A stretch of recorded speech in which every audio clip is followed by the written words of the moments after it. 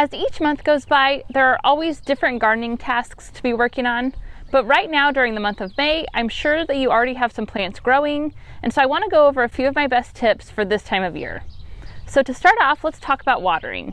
When you first plant your transplants or seeds, it's really important to make sure that the soil doesn't completely dry out in between waterings and that it stays consistently moist. But you also don't want the soil to be overly saturated with water. But the tough thing here is that in the beginning, plants don't have well-established root systems yet, or you may even still be waiting on seeds to germinate. And so there's not an exact amount of water to be given or an exact amount of time that you need to water for. You really just have to pay attention to how your plants appear and how the soil appears. Depending on how warm your weather is, you may be fine with just watering once a day, or you may have to bump it up to twice a day until your plants get a little bit bigger and have more established root systems and can give themselves the proper amount of water that is needed. But in the beginning, you definitely don't want your plants to be wilting from any kind of stress or from lack of water. And so if you have to water twice a day in the beginning, that might be needed. I know you've heard me mention in the past that I recommend having your garden set up on irrigation.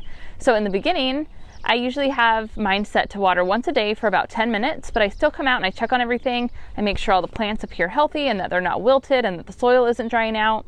But if there's areas where the water is just sopping wet, then I might either decrease the amount of time to maybe just 5 minutes a day, or I'll switch to every other day depending on how the soil appears. And then about mid-season or so, once the plants are larger and more established, then I usually water for 20 minutes a day, every other day.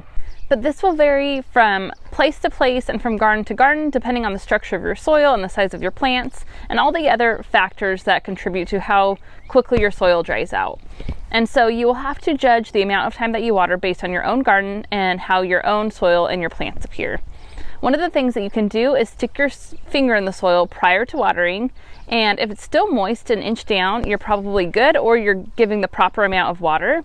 But if it's dry an inch down, you definitely need to water, and then you may need to increase the amount of time you water for or water more frequently. My next tip for Zone 9 gardeners during the month of May is to not forget that you can still get your warm season crops planted.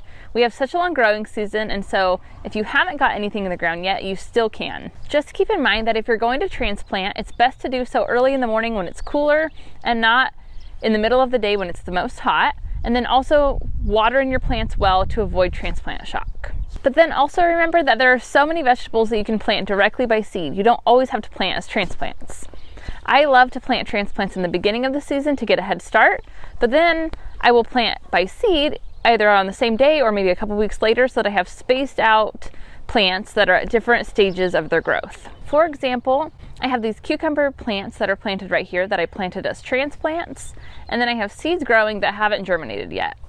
And the benefit to having both is that these older cucumber plants are going to give us a harvest first, but as they start to decline, I'm going to have younger plants that are going to continue giving us a harvest. And if I need to rip out the older plants due to a decline or a pest issue, I can, and I already have other younger cucumber plants that are producing for us. And you can even continue to plant seeds every couple of weeks or every month. In my complete Zone 9 vegetable gardening guide, I give you all of the first and last transplanting dates as well as all of the first and last direct seeding dates. And as long as you haven't passed your last planting date, you can still keep on planting things. And so it's really beneficial to have a guideline to follow. And so if you're interested in that guide, it will be in the description below.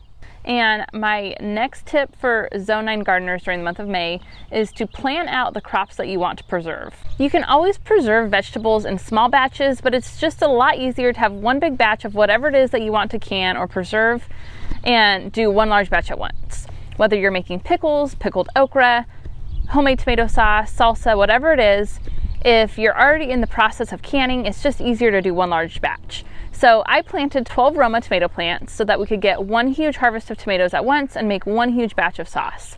Last year I only had 6 Roma plants and we harvested almost 70 pounds of tomatoes just from our first harvest. The reason Romas are such a great crop for canning is that they are a paste tomato, which is better for sauce because it has less juice and fewer seeds, but they are also a determinate variety tomato, which means they produce 1 to 2 huge large harvests all at once versus an indeterminate tomato plant that produces tomatoes all throughout the season.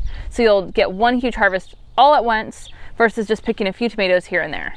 But there are benefits and downsides to each tomato plant type. And so if you head to this video here, I go over indeterminate tomato plants and determinate tomato plants and all that you need to know about each. So head to that video and I will see you there.